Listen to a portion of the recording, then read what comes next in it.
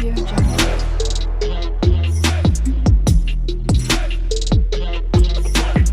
Audio Jungle. নমস্কার বন্ধুরা, আমি বিশ্বজিৎ ভট্টাচার্য। আজকে আপনাদের সামনে নিয়ে এসেছি একটা ভৌতিক সত্য ঘটনা, যার লেখক হচ্ছে এমডি আহমেদ। গল্পটির নাম বাচ্চা খেকো জিন ও রিক্সা চালক।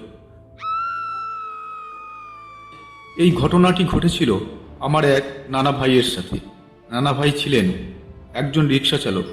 তিনি বেশি টাকা আয়ের জন্য প্রতিদিন রাতে রিক্সা নিয়ে সারা রাত রিক্সা চালাতো। রাতে ভাড়া বেশি পাওয়া যেত, তাই সে রাতেই বের হতো। নানা ভাই একদিন রাতে রিক্সা নিয়ে আমাদের শহর থেকে প্রায় 5-6 মাইল দূরে ভাড়া নিয়ে গিয়েছিল। যখন সে ফিরে আসছিল তখন প্রায় রাত 2টা বা 3টে হবে। নানা ভাই যে রাস্তা দিয়ে আসছিল সেটা ছিল মাটির কাঁচা রাস্তা। রাস্তার দুপাশে সারি সারি খেজুর গাছ। চারিদিকে সব কিছু যেন নিস্তব্ধ হয়ে আছে, কোথাও কোনো মানুষ নেই। নানা ভাই তার রিক্সার নিচে ঝুলিয়ে রাখা হ্যারিকেনের আলোয় পথ চলছে। হঠাৎ পিছন থেকে কে যেন ডাক দিল, এই রিক্সা থামাও, আমাকে নিয়ে যাও। নানা ভাই রিক্সা থামিয়ে পিছনে তাকিয়ে দেখে এক সাদা লম্বা জুব্বাওয়ালা তার দিকে আসছে।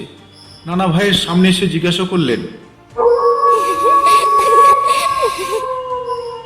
ভাই, সামনে একটি কবরস্থান আছে, আমি সেই কবরস্থানের খাদেম। আমাকে যদি এই কবরস্থানের গেটে নিয়ে গেলে আমার খুব উপকার হতো। নানা ভাই লোকটির দিকে ভালো করে তাকিয়ে দেখলো সুন্দর চেহারা, মুখে সাটা লম্বা দাড়ি, হয়তো কোনো আল্লাহওয়ালা হবে। তাই সে তাকে রিক্সায় উঠতে বলল। লোকটি রিক্সায় ওঠার পর নানা ভাই তাকে বলল, ভাড়া কিন্তু ডবল দিতে হবে। তখন লোকটি কোনো কথা না বলে চুপ করে রইল। যতক্ষণ পর্যন্ত কবরস্থানের গেট না পেল লোকটি নানা ভাইয়ের সাথে একটি কথাও বলেনি।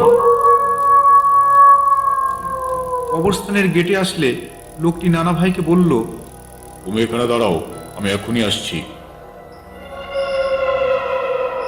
তাই বলে সে কবরস্থানের ভিতরে চলে গেল। কিছুক্ষণ পর একটা বস্তায় কি যেন একটা নিয়ে ফিরে এলো। নানা ভাইকে বলল, তুমি আমাকে যেখান থেকে নিয়ে এসছো সেখানে রেখে আসো। অনেক রাত হয়েছিল, তাই নানা ভাই লোকটিকে বলল, আমি আর যাবো না, আমি বাড়িতে যাব, আবার ভাড়া দিয়ে দিন। তখন লোকটি যেন একটু রেগে গিয়ে বলল, তুমি চলো, আমি তোমাকে অনেক মূল্যবান কিছু দেবো। তাই বলে লোকটি নানা ভাইয়ের হাতে কয়েকটি সোনার কয়েন দিয়ে বলল, এটা নাও, পরে আরো পাবে। আর চলার পথে পিছনে একবারও তাকাবে না, তাহলে কিন্তু তোমার অনেক বেশি ক্ষতি হবে। নানা ভাই কিছুটা মনের মধ্যে ভয় অনুভব করলো।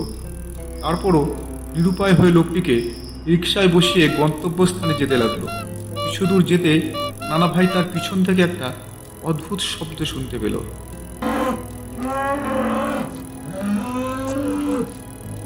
মনে হলো কেউ যেন পিছনে বসে কিছু খাচ্ছে।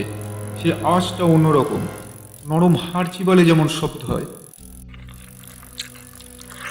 এমন একটা আওয়াজ নানা ভাই শুনতে পেল। অনেকক্ষণ ধরে নানা ভাই শব্দটা শুনছে, এই পিছনে কি হচ্ছে দেখার জন্য তার মন ব্যাকুল হয়ে পড়ল। তখন নানা ভাই লোকটির নিষেধ করা কথাটি ভুলে গেল। নিজেকে সামলিয়ে ভয়ে ভয়ে সে পিছনের দিকে তাকিয়ে দেখল কি ভয়ঙ্কর দৃশ্য।